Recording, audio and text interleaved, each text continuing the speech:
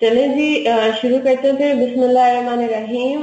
तो कल हमने सारा जो थ्योरेटिकल एस्पेक्ट है चैप्टर 1 का, जो इस पॉइंट के लिए रेलेवेंट है, इस हद तक रेलेवेंट है, वो मैंने आपको कल करा दिया था। जो मैंने पेजेस आपको कराए हैं, आपने सिर्फ उन्हीं में से अभी पढ़ना है, ठीक है। उसमें जो एक और जो थ्योरी आपके पास वहां पे लिखी हुई है, हो सकता है कि वो आपको उस टाइम से समझ में ना आए, ठीक है। तो हमने ये देख लिया कि जी अकाउंटिंग की डेफिनेशन क्या होती है। हमने ये बात देख ली कि अकाउंटिंग होता किस किस के लिए है, मतलब बिजनेस एंटिटीज के लिए हमने बेसिकली अकाउंटिंग पढ़नी है। फाइनेंशियल अकाउंटिंग के अंदर जो नॉन बिजनेस एंटिटीज होती है, जो नॉन गवर्नमेंट ऑर्गेनाइजेशंस होती है, मतलब नॉन प्रॉफिट ऑर्गेनाइजेशंस होती है, not non government, non profit organisation होती है। नेचुरली की बात है, किसी मतलब कोई ना कोई अकाउंटिंग उनकी भी चल रही होती है, but we not concern with that, हमें वो नहीं पढ़ना, ठीक है। तो हमने ये देख लिया कि जी बिजनेस की डेफिनेशन क्या है, बिजनेस के डिफरेंट टाइप्स क्या होते हैं, उनके फीचर्स क्या है, एडवांटेजेस डिसएडवांटेजेस, और फिर हमने ये बात भी देख ली थी कि हमें अकाउंटिंग करने की जरूरत ही क्यों पड़ती है। उसमें हमारे पास उसका सवाल का जवाब ये आ जाता है कि अकाउंटिंग आप इसलिए करते हो ताकि आप फाइनेंशियल स्टेटमेंट्स बनाओ। वो फाइनेंशियल स्टेटमेंट्स बेसिकली जो आपका अल्टीमेट जो फाइनल पॉइंट होता है अकाउंटिंग का, एक रिजल्ट होता है, एक आउटपुट होता है किसी भी अकाउंटिंग के प्रोसेस का। उन फाइनेंशियल स्टेटमेंट्स को फिर मुख्तलिफ लोग मुख्तलिफ पर्पजेस के लिए यूज करते हैं, राइट। तो users of financial statements, uses of financial statements बहुत इंपॉर्टेंट है। ये आपका स्टडी टेक्स्ट में बहुत अच्छा दिया हुआ है, ठीक है। इसके अलावा आप अपनी टर्म्स में भी इसको लिख सकते हो। यू हैव अंडरस्टूड कि क्या यूजेस हैं। इतनी आपको इतनी समझ में होपफुली आ चुकी होगी कि आप खुद भी उसको अपने टर्म्स में लिख लो, अपने वर्ड्स में उसको लिख सको, राइट। तो अब हमने देखना है कि ठीक है, ये तो सारी हमारी थ्योरी थी, अब हमें ये देखना है कि अब अकाउंटिंग करते कैसे हैं, ठीक है। तो उसके लिए कुछ जनरल समझने के, उसके कुछ जनरल आपके टर्म्स हैं जो कि मैं डिस्कस करना चाहूंगी यहाँ पे। जो पूरा हमारा अकाउंटिंग का सिस्टम है, अकाउंटिंग का पूरा प्रोसेस है, जो स्टार्ट होता है रिकॉर्डिंग से लेकर और एंड होता है कह सकते हैं कि समराइजिंग या इंटरप्रेटिंग पे, वो पूरा अकाउंटिंग का प्रोसेस जो है साइकिल खत्म होता है। तो उस पूरे सिस्टम को, अकाउंटिंग के सिस्टम को हम कहते हैं बुक कीपिंग सिस्टम, ठीक है। तो ये टर्म आपको काफी जगह पे नजर आएगा। This is just it's name, एक टर्म है। होता क्या था, ये बुक कीपिंग बेसिकली टर्म आया किस तरह से, पुराने वक्तों में जाहिर सी बात है जब आपके पास कंप्यूटर्स वगैरह नहीं थे, तो ये सारा हिसाब किताब की मेंटेनेंस होती थी किताबों में, राइट, जर्नल्स के अंदर हाथ से लिखा जाता था, सारा मैनुअल होता था। तो मेरे ख्याल से उससे फिर ये टर्म बुक कीपिंग का, कि किताबें रखना, हिसाब किताब तो रखने को आप पूरा अकाउंटिंग कहते हो, ठीक है। अच्छा जी, अब इसको फर्दर पढ़ने से पहले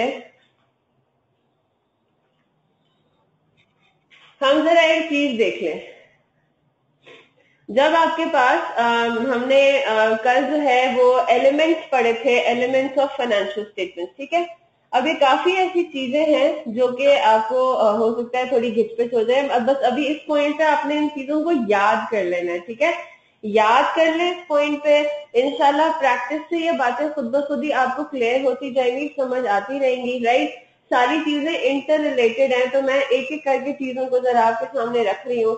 कल हमने मुख्तलिफ एलिमेंट्स पढ़े थे, जिसमें आपके पास क्या कौन कौन से थे, एसेट्स, लायबिलिटीज,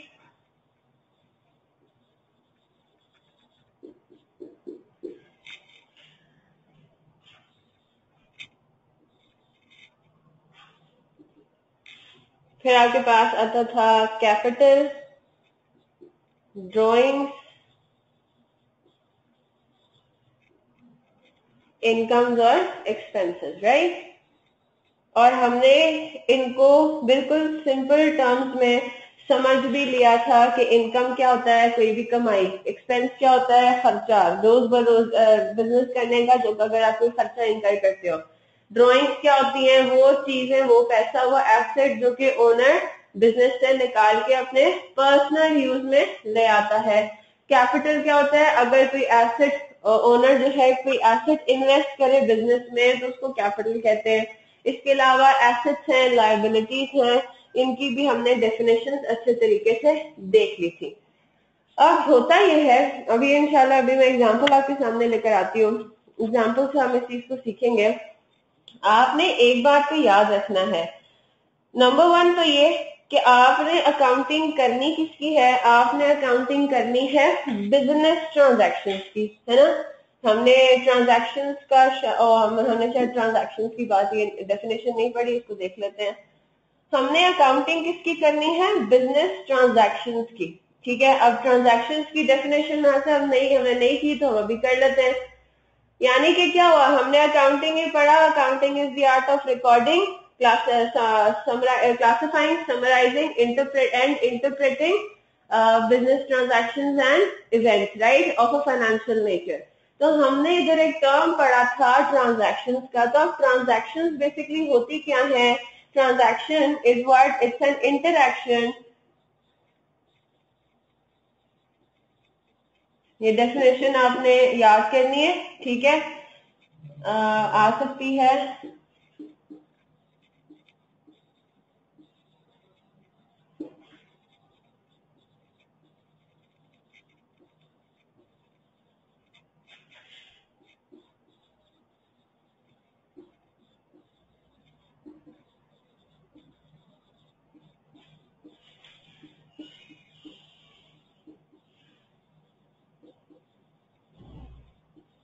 ठीक है, तो हमने ये देखा कि बिजनेस ट्रांजैक्शन की डेफिनेशन क्या है, business transaction is an interaction between the business and any other party. और हम क्या कहते हैं, हम बिजनेस एंटिटी कॉन्सेप्ट में क्या कहते हैं कि बिजनेस एक अलग पार्टी है और ओनर जो है वो दूसरी पार्टी है, right. They are both separate, उन दोनों का स्टेटस जो है वो अलग अलग है, right, they are separate entities, right. तो अब अगर आपका इंटरैक्शन होता है बिजनेस के बीच में और इवन ओनर के बीच में, तो वो क्या कहलाएगी, बिजनेस ट्रांजैक्शन। क्यों, क्योंकि उसमें हम बिजनेस को और ओनर को अलग अलग देख रहे होते हैं, राइट। इसी तरह अगर कोई सप्लायर गुड्स को सप्लाई करता है, सॉरी, बिजनेस को कोई गुड्स सप्लाई करता है, तो बिजनेस बीच में आ गया, सप्लायर आ गया, तो ये भी आपका बिजनेस ट्रांजैक्शन कहलाता है। ओनर से क्या मुराद, यानी कि ओनर का ट्रांजैक्शन क्या हो सकती है, कैपिटल इन्वेस्टमेंट, कि ओनर ने अगर फर्दर कैपिटल कोई डाला बिजनेस में, अगर ओनर ने कोई ड्राइंग की, तो अगर ओनर कोई काम कर रहा है और उसमें बिजनेस के साथ उसकी इन्वॉल्वमेंट कोई आ गई, कोई इंटरैक्शन आ गई, तो वो पूरी की पूरी ट्रांजैक्शन, वो पूरा का पूरा क्या इवेंट, वो क्या कहलाएगा, बिजनेस ट्रांजैक्शन। ठीक है, इसके अलावा आपके पास जो बिजनेस ट्रांजैक्शन में पार्टीज आती है, कस्टमर्स हो सकते हैं, बिजनेस ने एम्प्लॉइज को पेमेंट करनी होती है सैलरी की, तो वो सैलरी की पेमेंट, वो सैलरी जो है वो भी आपकी क्या होगी, बिजनेस ट्रांजैक्शन। गवर्नमेंट को वो पे करेगा क्या, टैक्सेस, तो टैक्सेस की पेमेंट, बिजनेस अगर कोई टैक्सेस वगैरह पे कर रहा है तो वो क्या होगा, वो भी बिजनेस ट्रांजैक्शन कहलाएगा। ठीक है, I hope that much is clear. अब ये बेसिकली हमें पढ़ने की जरूरत क्यों पड़ती है, क्योंकि हम ये कहते हैं कि आपका फॉर एग्जांपल एक ओनर है, ठीक है, आपका ओनर है, फॉर एग्जांपल मिस्टर ए है, सोल ट्रेडर है ये। अब मिस्टर ए ने 2 माइक्रोवेव खरीदे, ठीक है। पहला उसने माइक्रोवेव खरीदा है अपने पर्सनल यूज के लिए, ठीक है, अपने पर्सनल यूज के लिए उसने कोई माइक्रोवेव खरीदा, और दूसरा उसने जो माइक्रोवेव खरीदा है वो खरीदा है ऑफिशियल यूज के लिए, बिजनेस के लिए, ऑफिस में रखने के लिए। ठीक है, तो ये आपका ये 2 सिचुएशन होगी। आपने फॉर एग्जांपल 1 जनवरी को इस ओनर ने ये ट्रांजैक्शंस इंकर की है, इन इंटरैक्शंस में वो उसने इंकर किए कि ओनर है मिस्टर ए, उसने माइक्रोवेव 2 खरीदे, एक पर्सनल यूज के लिए और एक बिजनेस यूज के लिए। अब हमें ये देखना है कि हमें अकाउंटिंग के पॉइंट ऑफ व्यू से, बिजनेस की अकाउंटिंग के पॉइंट ऑफ व्यू से कौन सी ट्रांजैक्शन को देखना है। फॉर एग्जांपल ये भी 20,000 रुपए का है, 20,000 कर देते हैं, और ये भी आपका 20,000 रुपीज है।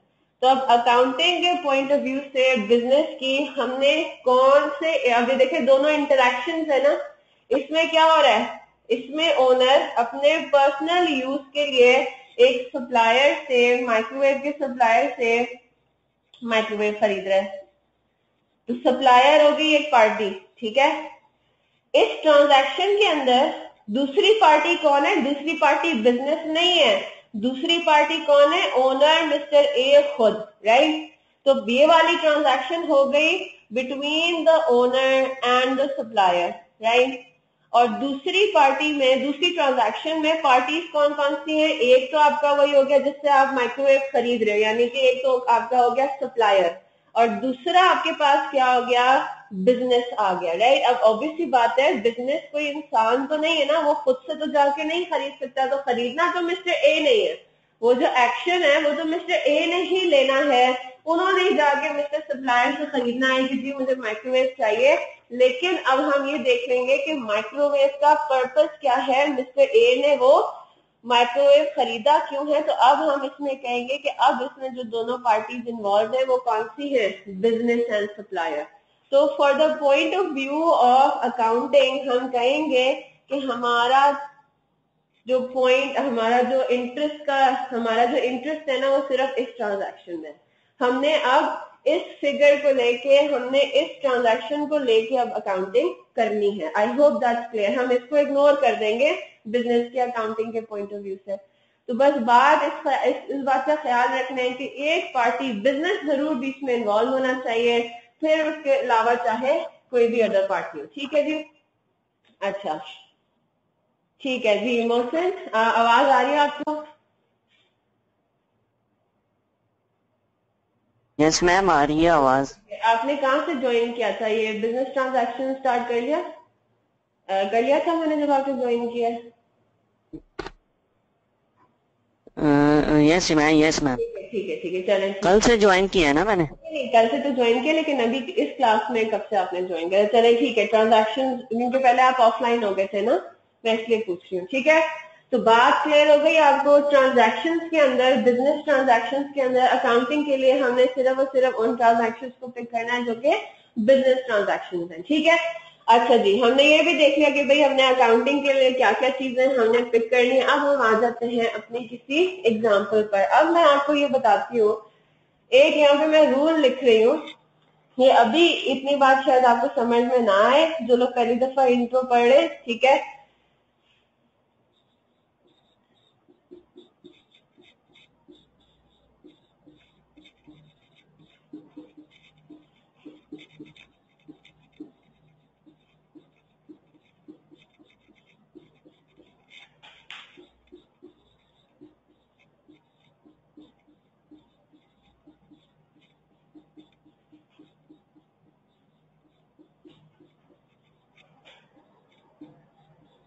अकाउंटिंग के अंदर हर बिजनेस ट्रांजैक्शन का क्या होता है?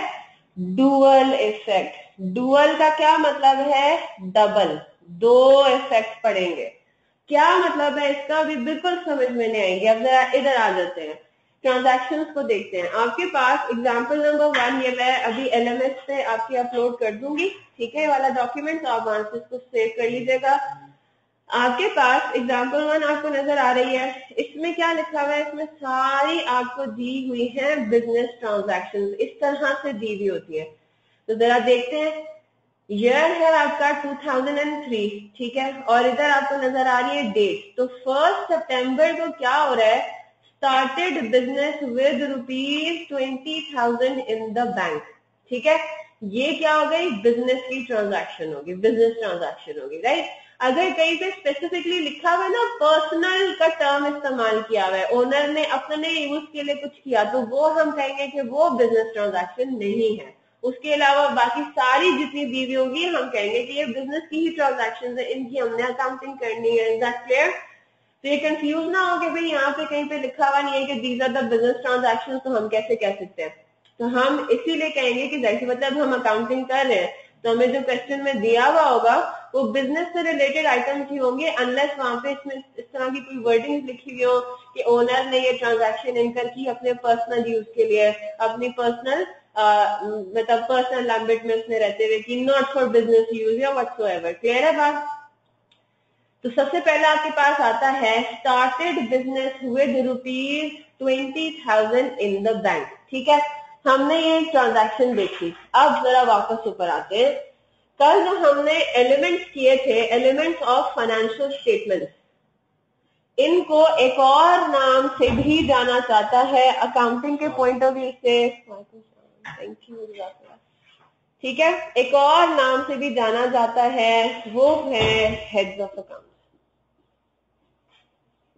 अब हम इनको हेड्स ऑफ अकाउंट्स के तौर पे जरा पढ़ेंगे। ठीक है, हेड्स ऑफ अकाउंट वैसे तो मैंने आपको बताया था कल कि कैपिटल और ड्राइंग, ये बाद में जाके इक्विटी में मैं इक्विटी का टर्म आपको समझाऊंगी, तो कैपिटल और ड्राइंग शायद हम लोग बिल्कुल ओमिट ही कर दें या इंशाल्लाह क्लियर हो जाएगी बात। ठीक है, तो वैसे आपको बुक्स के अंदर हो सकता है 6 हेड ऑफ अकाउंट ना नजर आ रहे हो, 5 लिखा हुआ कहीं पे, लेकिन इसमें कोई टेंशन वाली बात नहीं है। राइट, मैं इसको इस तरह से अलग अलग करके पढ़ाती हूँ क्योंकि मुझे इस तरह से ज्यादा आसान लगता है। राइट, अच्छा जी, तो आपके पास ये क्या है, ये सारे एलिमेंट्स हैं जिनको मैंने कहा कि हम अब एक नया नाम इसको पढ़ते हैं, इसका हेड ऑफ अकाउंट। ठीक है, अब करना क्या होता है, हर ट्रांजैक्शन में आपको देखना होता है कि कौन कौन से एलिमेंट, कौन कौन से हेड्स ऑफ अकाउंट्स इन्वॉल्व हो रहे हैं। ठीक है, तो हम इसको देखते हैं।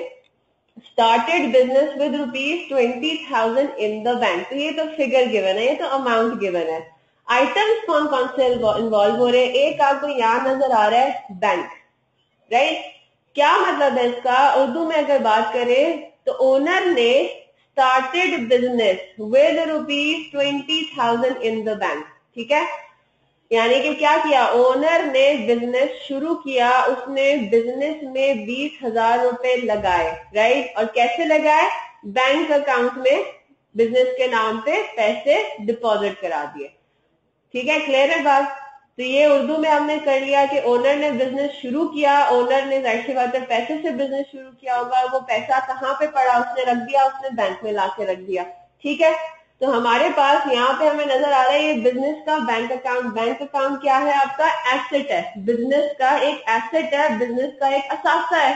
जिस तरह हम लोग के पर्सनल बैंक अकाउंट जो होते हैं वो हम कहते हैं कि हमारा असासा है। राइट, हम उनके ऊपर टैक्स भी पे करते हैं, हम काइंड ऑफ लाइक प्रॉपर्टी, हमारी चीज है, वो हमारी ओनरशिप में है, ऐसी चीज है जो कि हमें फ्यूचर में बेनिफिट प्रोवाइड करेगी। कैसे कि उस पैसे को हम लोग खर्च करेंगे, हम बेनिफिट उठाएंगे उसका। ठीक है, लाइक वाइज बिजनेस का बैंक अकाउंट भी क्या है, उसके लिए एक एसेट है। ठीक है, एक रिसोर्स है, वो उस पैसे को इस्तेमाल करके माल खरीदेगा बिजनेस, और फिर उसको बेचेगा और फिर प्रॉफिट कमाएगा। राइट, तो एक चीज तो हमने ये देख ली कि यहाँ पे आपके पास एक जो आइटम इन्वॉल्व हो रहा है वो कौन सा हो रहा है, बैंक, जो कि क्या है आपका, कौन सा एलिमेंट है, कौन सा हेड्स ऑफ अकाउंट में आता है, एसेट में। क्लियर है अपनी बात। दूसरा, स्टार्टेड बिजनेस, जैसे ही ये टर्म आपको नजर आ जाए या कहिए क्या है, ओनर ने पैसा लगाया, ओनर ने बिजनेस शुरू किया, कैसे, 20,000 रुपए पैसा लगा के बिजनेस में स्टार्ट किया 20,000 से।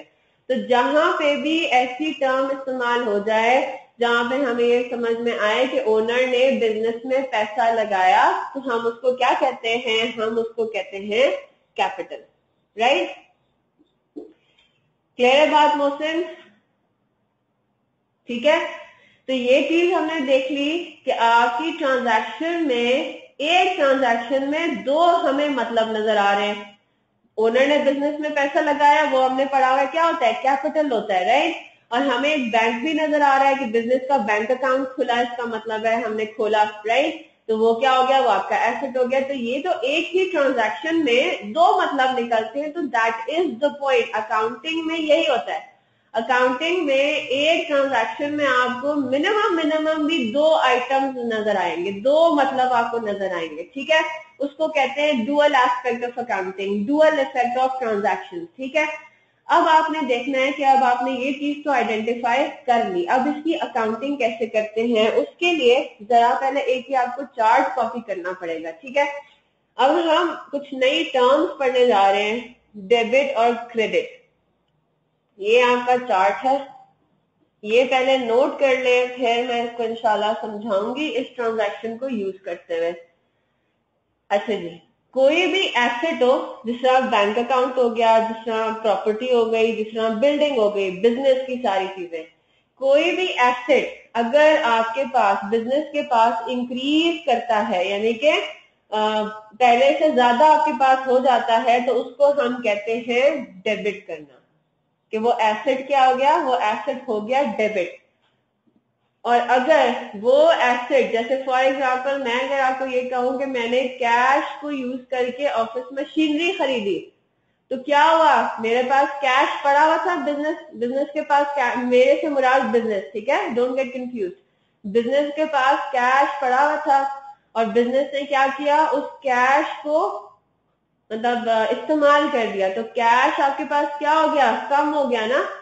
तो अगर कोई आपका एसेट डिक्रीज होता है तो हम उसको कहते हैं क्रेडिट करना, ठीक है। तो ये जो दोनों टर्म्स हैं, डेबिट और क्रेडिट, ये टर्म्स हैं, इनका कोई मतलब नहीं है, ठीक है। तो आपके पास एसेट्स के केस में क्या होता है कि अगर एसेट्स इंक्रीज करते हैं, बाद में इंशाल्लाह क्लियर हो जाएगी कि एसेट्स के इंक्रीज करने से क्या मुराद है, डिक्रीज करने से क्या मुराद है, आप पहले सिर्फ नोट कर लें। Liabilities on the other hand जब इंक्रीज करती हैं तो हम कहते हैं कि हमने लायबिलिटी को क्रेडिट करना है, क्रेडिट कर दिया। और अगर डिक्रीज करना हो तो हम क्या करते हैं, डेबिट। ये यहाँ पे ऑपोजिट है, ठीक है, यहाँ पे ये ऑपोजिट हो गया। फिर आपके पास आता है कैपिटल। कैपिटल अगर इंक्रीज करना हो तो हम उसको क्रेडिट करते हैं। और ये बात याद रखें, कैपिटल हम कभी भी डिक्रीज नहीं करेंगे, ठीक है। कैपिटल का ऑपोजिट क्या है, कैपिटल डिक्रीज कैसे हो सकता है, कैपिटल से मुराद क्या है, ओनर ने पैसा बिजनेस में लगाया, तो ओनर अगर पैसा बिजनेस से निकालता है तो उसको हम कैपिटल डिक्रीज होना नहीं कहते, वो तो हम एक नया हेड ऑफ अकाउंट खोल रहे हैं ना, ड्राइंग, उसको हम एक नई टर्म दे रहे हैं। तो इसलिए मैंने कैपिटल के आगे जो डिक्रीज है ना, उसमें मैंने डैश लगा दिए कि कैपिटल डिक्रीज नहीं होगा। अगर ओनर पैसा बिजनेस में से निकाल रहा है तो उसको हम इंटायरली एक डिफरेंट हेड ऑफ अकाउंट में ले जाते हैं, जिसको क्या कहते हैं, ड्रॉइंग, ठीक है, डेबिट। तो वो नेचुरली सी बात है, कैपिटल इन्वेस्टमेंट अगर क्रेडिट है तो कैपिटल की डिस इन्वेस्टमेंट क्या होगी, क्रेडिट होगी, डेबिट होगी, सॉरी, राइट, क्लियर है बात। और इसको भी हम कोई इंक्रीज, ड्रॉइंग इंक्रीज नहीं होती, ठीक है, सॉरी डिक्रीज नहीं होती, राइट, या तो ड्रॉइंग होती है या ड्रॉइंग नहीं होती है ना, ऐसा कोई इसमें किस्सा नहीं है। सिमिलरली इनकम अगर इंक्रीज होती है तो उसको हम कहते हैं क्रेडिट। और अगर किसी इनकम का रिवर्सल आ जाए, इस सिनेरियो में डिक्रीज तो नहीं, आप रिवर्सल कह लो उसको, ठीक है, अगर कोई इनकम का रिवर्सल आ जाए तो उसको हम डेबिट कहेंगे,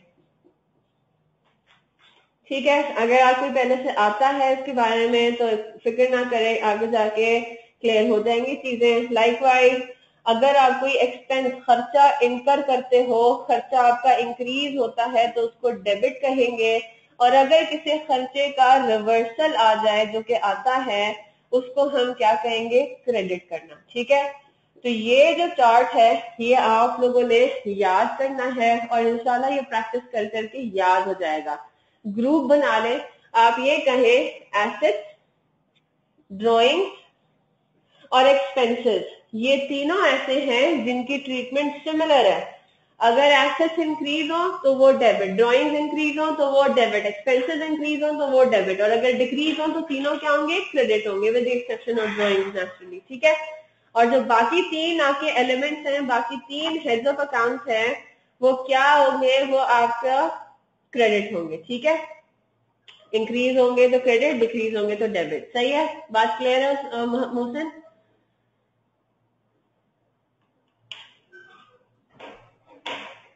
मैम, जी, मैम ये कैपिटल डिक्रीज होगा तो ये क्या आएगा यहाँ पे?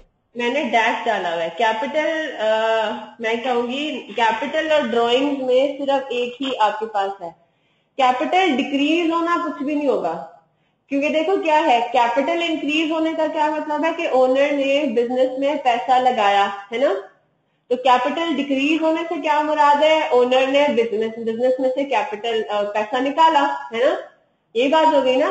कैपिटल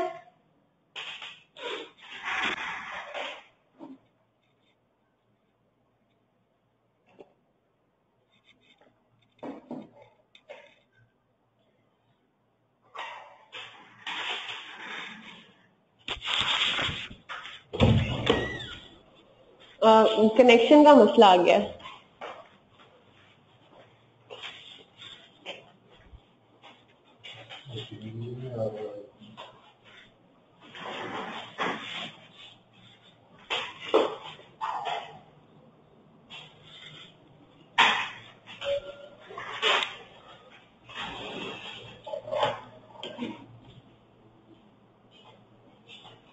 चलें,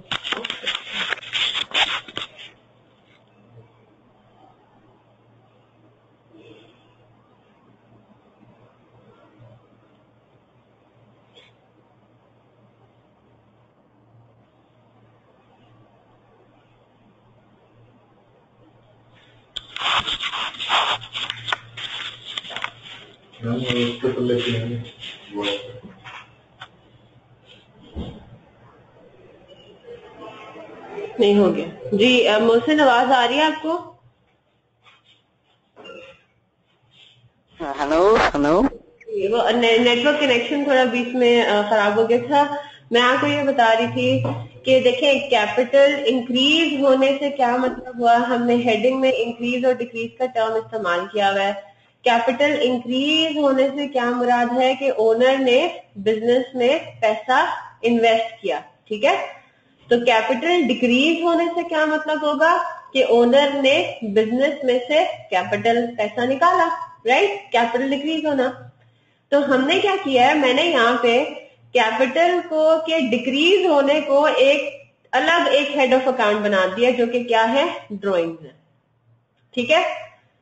तो बात बिल्कुल वही है। अगर ये ड्राइंग्स में ना लिखती तो मैं क्या कहती कि अगर कैपिटल इंक्रीज होगा तो क्रेडिट, अगर कैपिटल डिक्रीज होगा तो डेबिट, राइट। और मैंने डेबिट इस डिक्रीज के कॉलम में जो डेबिट आ रहा होता मैं उसको आपको बता देती कि उसको बेसिकली कैपिटल डिक्रीज होना नहीं कहते, उसको ड्रॉइंग करना कहते हैं। तो मैंने क्या कर दिया है, ये जो दोनों एक दूसरे के ऑपोजिट टर्म्स है ना, इनको मैंने अलग अलग हेड ऑफ अकाउंट बना दिया। कैपिटल का इंक्रीज हो, एसेट का इंक्रीज होना, डेबिट डिक्रीज होना, क्रेडिट, यानी कि उसको मैं एक अलग कोई हेड ऑफ अकाउंट, मैं ये नहीं कह सकती कि एसेट के डिक्रीज होने को कोई टर्म है, कोई दूसरी उसकी टर्म है, नहीं, ठीक है। बात क्लियर हुई? सिर्फ कैपिटल और ड्राइंग्स के केस में ही होगा। है ये दोनों बिल्कुल वही है, कैपिटल का इंक्रीज होना क्रेडिट, डिक्रीज होना डेबिट, लेकिन उस डिक्रीज होने को मैंने कह दिया कि उसको हम ड्राइंग कहते हैं, तो मैंने एक अलग हेड ऑफ अकाउंट में बना दिया। Is that clear?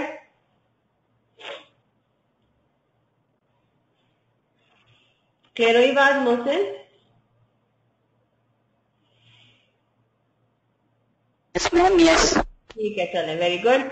अच्छा जी, तो फिर उसके बाद ये चीज हमने देख ली, हमने ये याद करना है और फिक्र ना करें कि इंशाल्लाह over a period of time आपको बात क्लियर हो जाएगी। हो सकता है 3-4 दिनों के बाद ही आपको फौरन से क्लियर हो जाए, ठीक है। अब हमने करना क्या है, अब हमने हर ट्रांजैक्शन में इस चीज को अप्लाई करना है, ठीक है। अब जरा वापस इधर आते हैं। हमने इधर आइडेंटिफाई तो कर लिया कि इधर कौन कौन से हेड्स ऑफ अकाउंट्स इन्वॉल्व हैं, कौन कौन से आइटम्स इन्वॉल्व हैं, हमें बेसिकली हेड्स ऑफ अकाउंट के हिसाब से देखना है। तो हमने ये देखा कि इसमें एक बैंक इन्वॉल्व है, और बैंक क्या है आपका, एसेट है। और स्टार्टेड बिजनेस यानी कि ओनर ने पैसा इन्वेस्ट किया, यानी कि कैपिटल, राइट। अब हमें ये देखना है कि अब डेबिट और क्रेडिट की टर्म्स में हमने जवाब देना है। हमारे पास आज की डेट से पहले, सितंबर 1 से पहले कोई कैपिटल नहीं था, क्योंकि बिजनेस ही नहीं था, राइट। आपके पास कितना कैपिटल था पहले, 0 कैपिटल था। तो सितंबर 1 को जब ओनर ने कैपिटल इन्वेस्ट किया, बिजनेस शुरू किया 20,000 से, तो अब कैपिटल आप कितना कहोगे कि अब वो 0 से हो गया इंक्रीज 20,000 पर आ गया। तो अगर आप सितंबर 1 के आखिर पे जाते हो, आप ओनर से पूछते हो कि भाई आपका कैपिटल कितना है आपके बिजनेस का, तो वो कहेगा कि जी 20,000 रुपए, राइट। और अगर आप सितंबर 1 से एक दिन पहले जाते हैं तो वो कहता है कि कौन सा कैपिटल, मेरा तो कोई बिजनेस ही नहीं है, यानी कि 0 कैपिटल है, राइट। तो अब इसका मतलब ये हुआ कि मेरा कैपिटल क्या हो रहा है, इंक्रीज हो रहा है। तो अब आप इधर आए, कैपिटल इंक्रीज हो रहा है तो हम क्या कहेंगे कि कैपिटल शुड बी क्रेडिटेड, ठीक है। Capital is to be credited. बस ये पहले टर्म इसको अप्लाई करते हैं, फिर हम इंशाल्लाह इसको सॉल्व करेंगे। तो हमने ये चीज यहाँ पे लिख ली कि यहाँ पे कैपिटल आपका होगा क्रेडिट, क्योंकि वो इंक्रीज हो रहा है। ठीक है जी, ये काम हो गया। फिर हम आते हैं एसेट पे। एसेट के हिसाब में क्या हो रहा है, एसेट के केस में क्या हो रहा है, आपके पास सितंबर 1 से पहले इस ट्रांजैक्शन को इंकर करने से पहले, एंटर इनटू करने से पहले, अगर मैं आपकी अगस्त 31 की बात करूं तो बिजनेस के नाम पे जो बैंक अकाउंट था, पहली चीज कोई बैंक अकाउंट हो सकता है ना ही हो, ठीक है, क्योंकि बिजनेस ही आज शुरू हुआ है। तो इसका क्या मतलब है, मैं ये कहूंगी कि बिजनेस का कोई बैंक अकाउंट ही नहीं था, बैंक में बैलेंस कितना था, इसका मतलब है जीरो हम ट्रीट करेंगे उसको। और सितंबर 1 को ये जो ट्रांजैक्शन इनकर हो रही है, इसमें क्या हो रहा है कि ओनर 20,000 रुपए डिपॉजिट करा रहा है बैंक में, बिजनेस के नाम के बैंक अकाउंट में। तो क्या हो रहा है, बैंक का बैलेंस जीरो से इंक्रीज हो रहा है 20,000 पर, राइट। अब हम वापस इधर आते हैं। अब ये क्या है हमारा, ये हमारा एसेट है। एसेट इंक्रीज होता है तो उसको हम क्या कहते हैं, डेबिट करना, राइट। तो इसका मतलब ये हुआ कि हमने बैंक के आगे लिख दिया डेबिट। ये आपका होता है डुअल नेचर ऑफ अकाउंटिंग। क्या मतलब हुआ, डुअल नेचर ऑफ अकाउंटिंग में इस बात को याद रखना है, कोई एक आइटम, मैंने ये नहीं कहा हेड ऑफ अकाउंट, कोई एक आइटम आपका डेबिट होगा और कोई दूसरा आइटम क्रेडिट होगा। एटलीस्ट मिनिमम दो चीजें हिट होंगी, राइट, दो आइटम्स इन्वॉल्व होंगे, ये बात मैं कह रही हूँ, मिनिमम, दो से ज्यादा भी हो सकते हैं, ठीक है, मिनिमम दो चीजें इन्वॉल्व होंगी, जिसमें से मिनिमम एक आइटम को डेबिट होना है और लाजमन दूसरे आइटम को क्रेडिट होना है। अब चले ठीक है, ये तो हमारे पास इस ट्रांजैक्शन में दो डिफरेंट हेड्स ऑफ अकाउंट थे, एक एसेट था एक कैपिटल था। अब आप जरा सितंबर 2 पर आ जाए। Bought office machinery by cheque ₹1200, ठीक है। तो एक हमें यहाँ पे नजर आ रहा है, क्या मतलब है इस ट्रांजैक्शन का, इस ट्रांजैक्शन का मतलब है कि हमने ऑफिस मशीनरी खरीदी चेक के थ्रू। चेक क्या होता है, चेक एक ऐसा इंस्ट्रूमेंट है, समझ लीजिए जैसे रसीद टाइप की है, ठीक है, एक ऐसा डॉक्यूमेंट है जो कि आप बैंक में से, बैंक अकाउंट में से पैसे निकालने के लिए, पेमेंट करने के लिए यूज करते हो, ठीक है। तो जहां पे भी चेक का टर्म इस्तेमाल हो, आपने कहना है और इधर बैंक अकाउंट इन्वॉल्व हो रहा है। क्या मतलब हुआ, आपने अगर चेक के थ्रू पेमेंट की, very good, machinery debit, bank credit, very good Mohsin. अगर आपने चेक के थ्रू पेमेंट की है तो इसका मतलब है कि आपने बैंक बैलेंस को इस्तेमाल किया है, बैंक में जो पैसा पड़ा हुआ है उसको इस्तेमाल किया है, और ये आपका क्या होता है, एसेट होता है, बैंक आपका एसेट होता है, राइट। तो यहाँ पे तो चेक इन्वॉल्व हो गया और यहाँ पे आपको एक ऑफिस मशीनरी नजर आ रही है, ये क्या है, ये भी बिजनेस का असासा बन गया, रिसोर्स बन गया। बिजनेस ऑफिस मशीनरी में बहुत कुछ हो सकता है, नॉर्मली इसमें कंप्यूटर्स होंगे, छोटी मोटी मशीनरीज जो लगी हुई होती है ऑफिस में, वो है। तो ये भी आपका क्या है, ये भी आपका एसेट है। तो टेंशन नहीं लेना कि अगर दोनों आइटम्स आपको सेम हेड ऑफ अकाउंट में नजर आ जाए।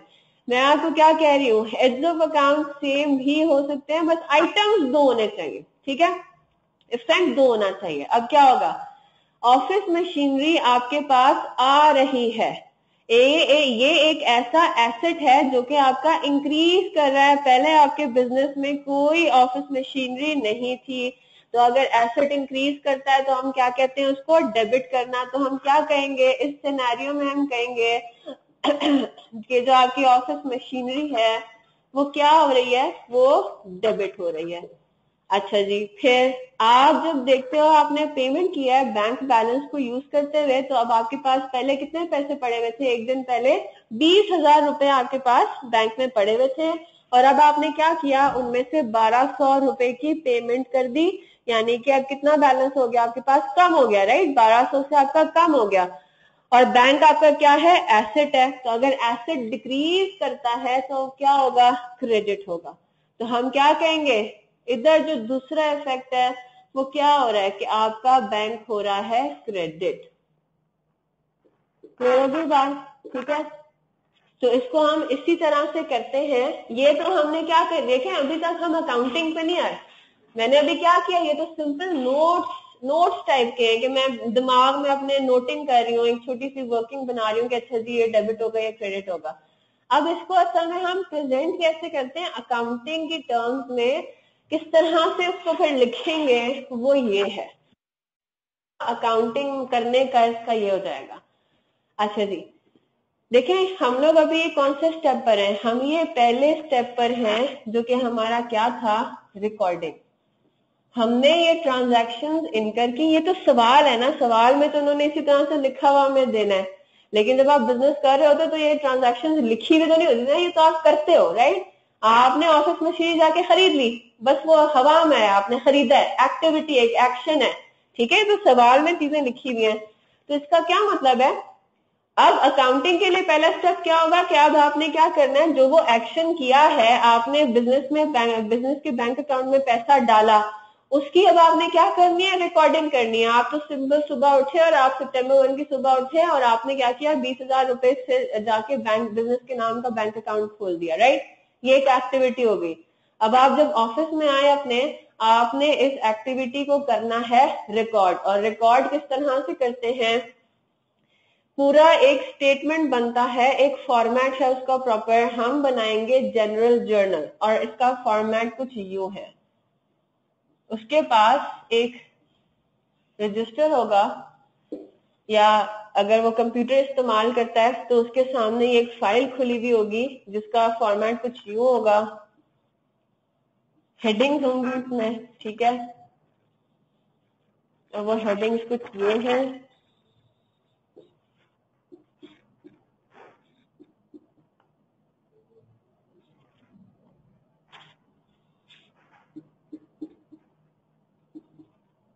फोलियो नंबर या अकाउंट कोड क्या है, लेजर कोड, ये हम बाद में देखेंगे।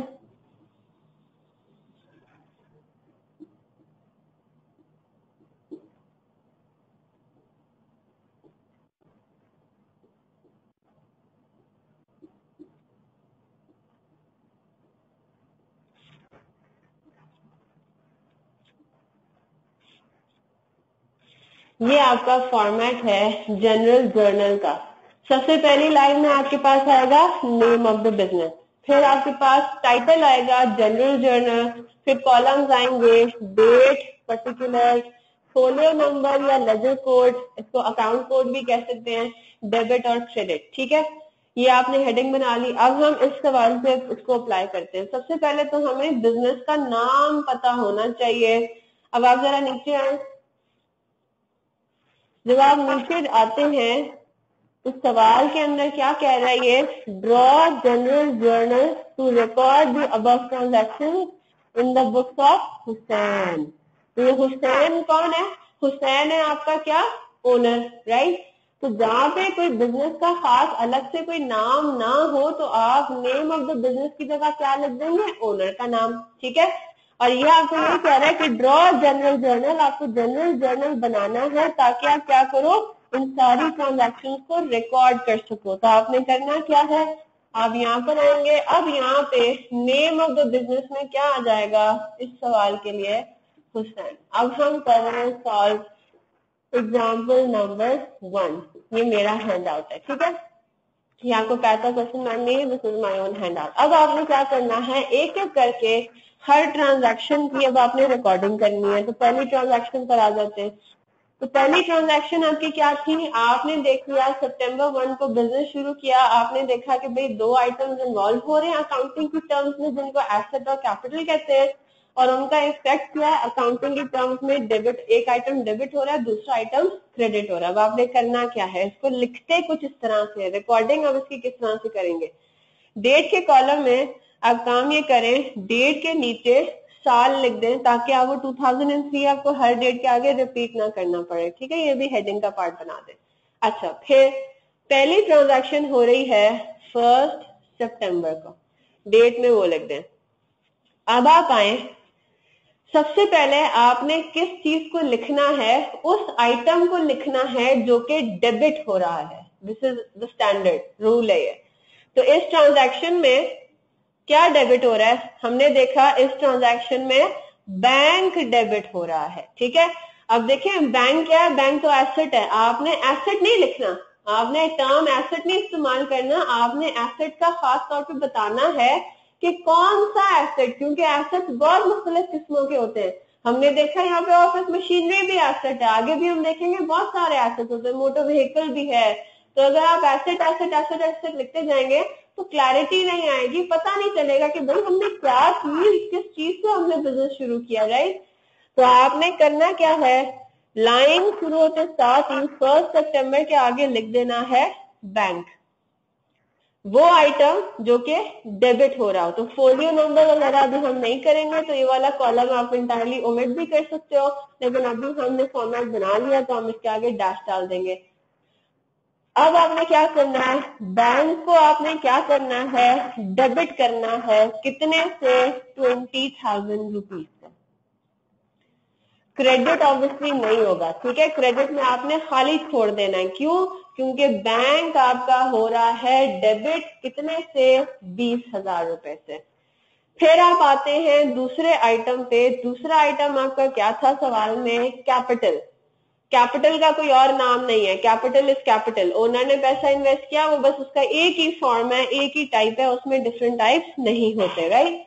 तो आपने क्या करना है, फिर कैपिटल को क्रेडिट करना है। अब हम अगली लाइन में लिखेंगे कैपिटल। अगली लाइन में आए, थोड़ा सा स्पेस छोड़े, हल्का सा इंडेंट दे दें, ठीक है, बैंक के बिल्कुल नीचे ना शुरू करें, हल्का सा इंडेंट दे दें। फोलियो नंबर अगेन इधर इन्वॉल्व नहीं हो रहा। कैपिटल क्या हो रहा है, कैपिटल अब आपका हो रहा है क्रेडिट, ये डेबिट नहीं होगा। इग्नोर करके क्रेडिट कॉलम में 20,000 लिख दें अगली लाइन में, ठीक है। तो ये जो चीज होती है ना, ये जो चीज है, इसको कहते हैं डबल एंट्री।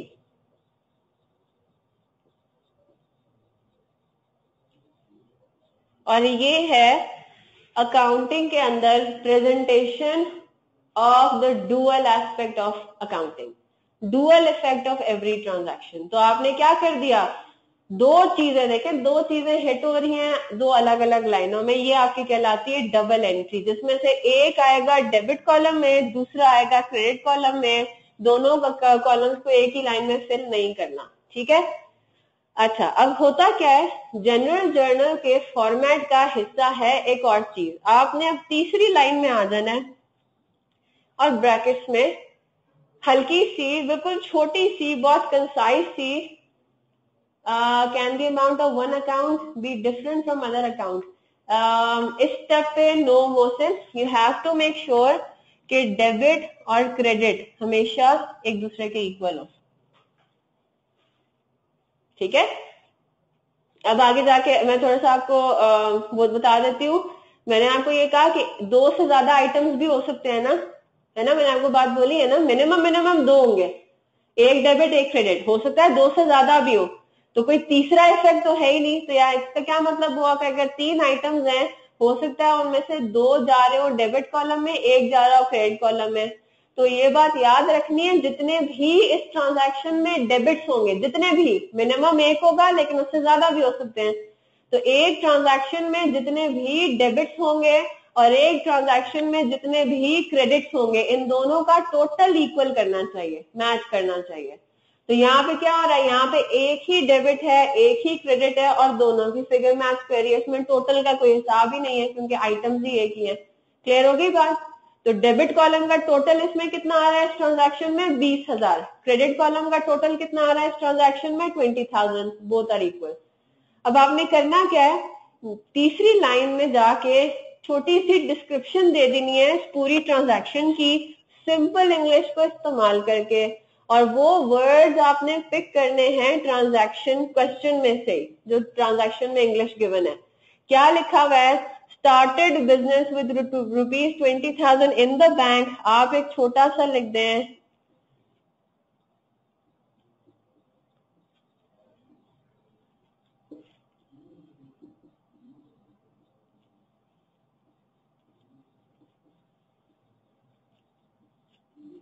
ठीक है, started business with cash in bank. Figure दोबारा लिखने की जरूरत नहीं है, फिगर आपको ऊपर नजर आ रही है। तो ये इसको कहते क्या है, इसको हम कहते हैं नरेशन, नरेशन, नैरेटिव, कुछ भी हो सकता है। तो ये क्या है, ये अगर कोई अकाउंटिंग का बैकग्राउंड अगर किसी का नहीं है और वो अगर इस जनरल जर्नल को देख रहा है, उसने तो उसको तो नहीं पता ना क्या हुआ था, मैं तो ओनर थी, मैं तो करके चली गई, मेरा ही काम था, सिर्फ मैंने किसी को बताया नहीं, लेकिन मैंने क्या काम किया, मैंने जनरल जर्नल में रिकॉर्डिंग कर ली। अब फॉर एग्जाम्पल अगर मेरा एम्प्लॉई इस जनरल जर्नल को देखता है तो उसको इस ट्रांजैक्शन को पढ़ के, देख के, नीचे नरेशन पढ़ के कुछ कुछ समझ में आ जाएगी कि अच्छा ये इन्होंने एक ट्रांजैक्शन रिकॉर्ड किया है, ये ओनर ने क्या किया था, बिजनेस का बैंक अकाउंट खोला था और कैपिटल, बेसिकली इसने बिजनेस शुरू किया था with cash and bank. Clear हो गई बात?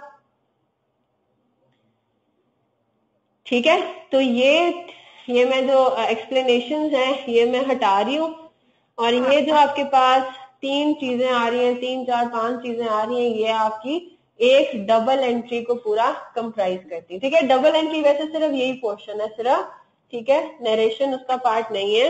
ये नरेशन इसलिए क्योंकि आपने जनरल जर्नल बनाना है, तो जनरल जर्नल का पार्ट है नरेशन। जनरल जर्नल में हमेशा आपने नरेशन लिखनी है। क्लियर हो गई बात मोहसिन? अब हम आगे आते हैं।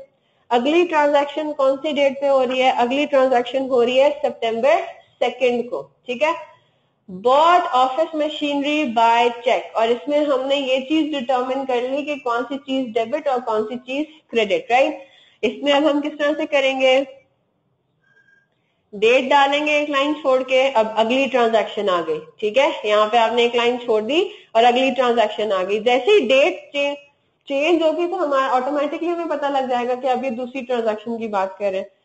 तो 2 सितंबर को क्या हो रहा है, bought office machinery by cheque, debit क्या हो रहा है, इंक्रीज क्या हो रहा है, ऑफिस मशीनरी आपका इंक्रीज हो रहा है। ठीक है, जरूरी नहीं है कि डेबिट का मतलब इंक्रीज ही हो, ये बात याद रखिएगा।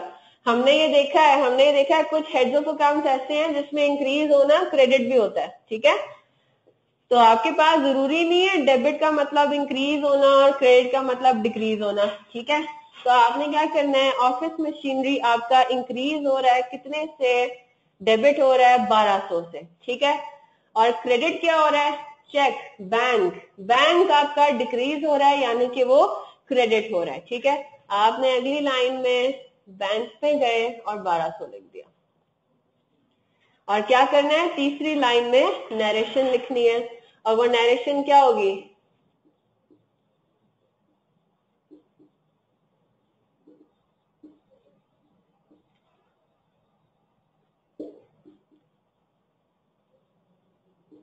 Through check. मैंने अपनी कोई वर्ड इस्तेमाल नहीं किए, मैंने अपनी कोई वर्डिंग नहीं यूज की, मैंने कोई टेक्निकल इंग्लिश नहीं इधर लिखी, मैंने सिंपल क्या किया, जो क्वेश्चन में ट्रांजैक्शन गिवन थी उन्हीं से वर्ड्स उठाए और लिख दिया।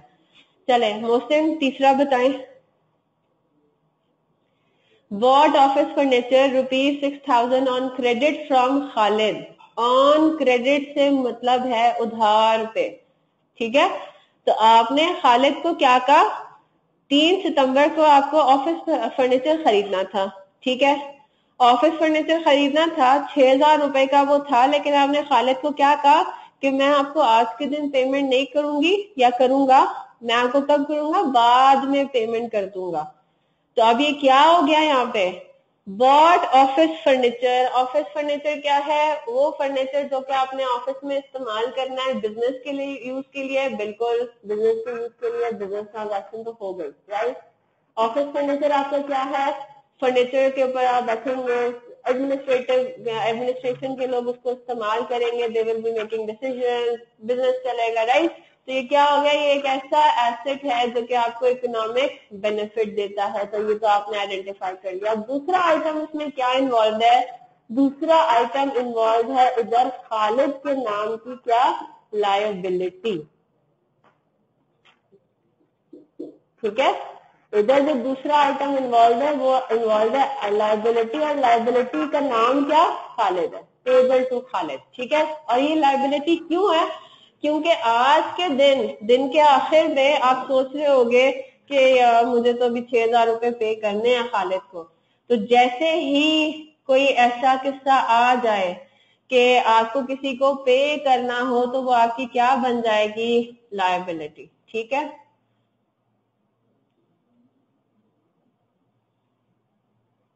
ठीक है, क्लियर हो गई बात?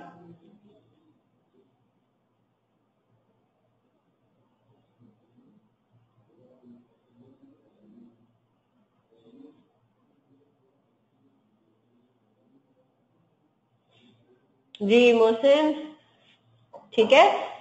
तो अब आपने क्या करना है, अब आपने यहाँ पे देखना है, शुरू में आपको बहुत टाइम लग सकता है इस तरह के सवाल करने में, लेकिन टेंशन ना ले, टाइम लेना चाहिए आपको, सोच सोच के करें, ठीक है। अब यहाँ पे आपके पास क्या आ रहा है, ऑफिस फर्नीचर आप खरीद रहे हैं, you are buying office furniture. पहले आपके पास कोई ऑफिस फर्नीचर नहीं था, पहले 0 ऑफिस फर्नीचर था, अब आपके पास 6000 का ऑफिस फर्नीचर आ गया, यानी कि ये एसेट है, और एसेट आपका क्या कर रहा है, इंक्रीज कर रहा है, यानी कि ऑफिस फर्नीचर डेबिट हो रहा है। फिर हम देखते हैं दूसरे साइड पे कोई पेमेंट नहीं हो रही, आपका बैंक कम नहीं हो रहा, क्यों? क्योंकि आप तो पेमेंट अभी कर ही नहीं रहे हो, आप उधार पे आपने उससे खरीदा है खालिद से, तो फिर आपकी क्या क्रिएट हो रही है, लायबिलिटी इंक्रीज हो रही है। पहले आपकी खालिद को आपको पहले कोई पैसे नहीं देने थे, लेकिन इस ट्रांजैक्शन के बाद आपको 6000 रुपए खालिद को, अभी आप लिख लोगे कि मुझे खालिद को पैसे देने हैं, तो ये लायबिलिटी है, और लायबिलिटी आपकी क्या हो रही है, इंक्रीज हो रही है। लायबिलिटी इंक्रीज हो तो क्रेडिट, राइट। तो अब हम इसको क्या करते हैं, इसको हम अपने पास डबल एंट्री में रिकॉर्ड कर लेते हैं, ठीक है। सितंबर 3 डेट डालेंगे बिल्कुल उसी तरीके से। कौन सा आइटम डेबिट हो रहा है आपके पास, ऑफिस फर्नीचर आपके पास डेबिट हो रहा है, क्योंकि एसेट इंक्रीज कर रहा है आपके पास, ठीक है। तो आपने क्या कर दिया, ऑफिस फर्नीचर लिखा इधर नील, और 6000 डेबिट कॉलम में लिख दिया।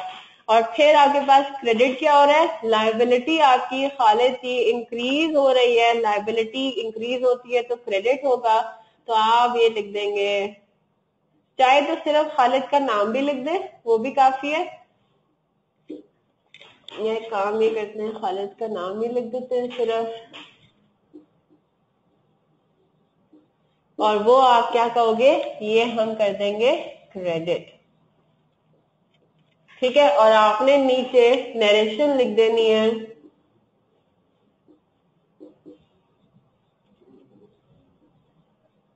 ऑफिस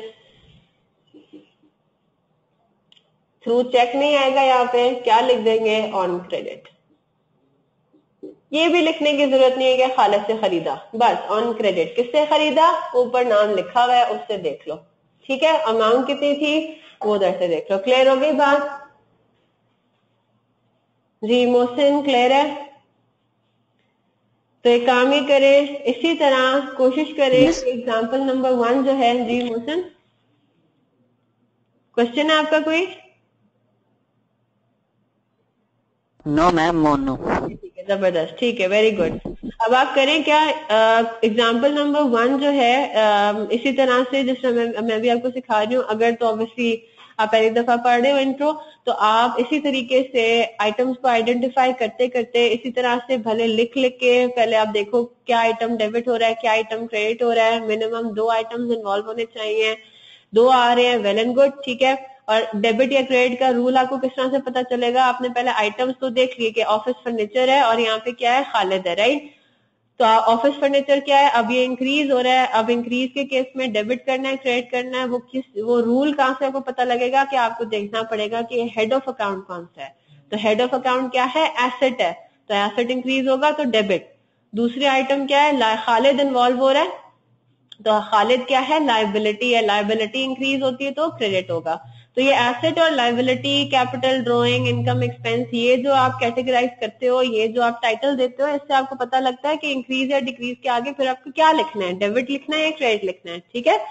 तो इस तरह से आप इस एग्जाम्पल नंबर 1 को कंप्लीट करो, हम इंशाल्लाह इसको कल डिस्कस कंप्लीट करेंगे, ठीक है। मैं इसका सोल्यूशन आपके साथ पूरा प्रॉपर शेयर करूंगी, फिर आप चेक कर लीजिएगा कि आपने ठीक किया है नहीं किया। फिर आहिस्ता आहिस्ता हम इंशाल्लाह अगले उसमें थोड़ा सा और कॉम्प्लेक्स, एक कॉम्प्लेक्स किस्म की वो है, डिफरेंट किस्म की ट्रांजैक्शन है, हम वो डिस्कस करेंगे। फिर आपके पास एग्जांपल नंबर 3 है, उसमें और नई चीज आ जाएगी एक, ठीक है, परचेजेस और सेल्स का टर्म, हम उससे हम एक दूसरे को मतलब आपको मैं फैमिलियराइज करवाऊंगी। तो आपने करना क्या है, एग्जाम्पल 1 कंप्लीट करना है, एग्जाम्पल 2 और एग्जाम्पल 3 हम इंशाल्लाह कल करेंगे। कल इंशाल्लाह ये कंप्लीट करके हम आएंगे पैक के क्वेश्चन बैंक पे, ठीक है। तो जिनके पास पैक का क्वेश्चन बैंक नहीं है वो फिक्र ना करें, मैं आपको इंशाल्लाह वो क्वेश्चंस जो हैं वो सॉफ्ट में प्रोवाइड करती रहूंगी, ठीक है। सॉल्यूशंस के लिए यस, सॉल्यूशंस मैं सारे नहीं प्रोवाइड कर सकूंगी, ठीक है। जो हम क्वेश्चन में डिस्कस करेंगे क्वेश्चन डिस्कस करेंगे तो उसमें हम जो जो डिस्कस करेंगे उनके सोल्यूशन भी साथ साथ करते रहेंगे। बाकियों का ये है कि फिर आप खुद सॉल्व कीजिए, प्रॉब्लम हो तो आप मेरे से पूछें, मैं फिर आपका कुछ सोल्यूशन डिस्कस कर दूंगी, ठीक है। मोहसिन क्लियर है? अभी तक तो काफी आपको आसान लग रहा होगा ना। जो आप बात कर यस मैम, इजी है। अगर डेबिट और क्रेडिट इक्वल ना है, वो 2 से ज्यादा आइटम्स के केस में हो सकता है, वो फिर इंशाल्लाह आपको बात क्लियर हो जाएगी जी, ठीक है। ठीक है ma'am, thank you. Thank you so much. और जो लोग रिकॉर्डिंग सुन रहे हैं उनसे मैं ये बात करना चाहूंगी कि अगेन अटेंडेंस को आई वुड इनकरेज, ठीक है। आई वुड इनकरेज कि आप लाइव क्लासेस को अटेंड करें। बैक एंड फोर्थ हम डिस्कशन करते रहते हैं, मैं सवाल पूछती रहती हूँ, राइट। तो इवन हो सकता है कुछ लोग आप लोगों में से क्लास इसलिए ना अटेंड कर रहे हो कि आपने पहले पढ़ी और यह सब आपको बहुत आसान लग रहा हो, ठीक है। तो चले डबल एंट्री तक ठीक है, चल सकता है। Trial balance, basic financial statement ठीक है, आपको आता है इतना कि आप शायद रिकॉर्डिंग पे ही गुजारा कर लें। लेकिन उसके बाद बुक्स ऑफ प्राइम एंट्रीज हो गया, बुक्स ऑफ प्राइम एंट्रीज में पेरेंटली बड़ा आसान टॉपिक लगेगा आप लोगों को, लेकिन उसमें भी छोटी छोटी बातें हैं, ठीक है, दैट मैटर अ लॉट, ठीक है। तो वो आप उससे फिर onward I would suggest books of prime entries से ऑनवर्ड कि आप फिर लाइव क्लासेस को जो है वो अटेंड कर सकते हाँ मैम। हैं। मैम ये हमारा कोर्स कब तक कंप्लीट होगा वैसे? जनवरी 31, ठीक है। इसीलिए 1.5 घंटे की क्लास रखी है कि आप लोगों का वैसे ही बहुत लेट से स्टार्ट हुआ है सेशन बिकॉज ऑफ आप लोगों का एडमिशन का शायद मसला था, I don't know what was the problem, लेकिन आप लोगों का सेशन लेट शुरू हुआ, दैट्स व्हाई आई रिक्वेस्टेड कि 1.5 घंटे की क्लास कर दे। तो 1.5 घंटे की क्लास होएगी तो फिर वील हैव इनफ टाइम, हम इंशाल्लाह जनवरी 31 से हो सकता है, मैं कोशिश करूंगी कि पहले ही खत्म हो जाए। लेकिन ऑब्वियसली प्रैक्टिकल एक सब्जेक्ट है, ये न्यूमेरिकल सब्जेक्ट है, इसमें तो मैं चाहूंगी ना कि मैं जितनी ज्यादा प्रैक्टिस करा सकूं तो I will obviously try to consume as much time as possible. तो जनवरी 31 से पहले अगर लेक्चर्स खत्म भी हो जाते हैं, लेकिन मैं तो चाहूंगी कि प्रैक्टिस के लिए हम फिर सेशन रखें अपने, ठीक है। लेकिन जनवरी 31 इंशाल्लाह वो आपका एक्सपेक्टेड कंप्लीशन डेट है। वो 1-2 दिन ऊपर नीचे हो सकते हैं, ठीक है, लेकिन all of us teachers try कि हम जनवरी 31 आपके तकरीबन 1 महीना 1 वीक पहले आपके एग्जाम से उन चीजों को खत्म कर दें, ठीक है जी।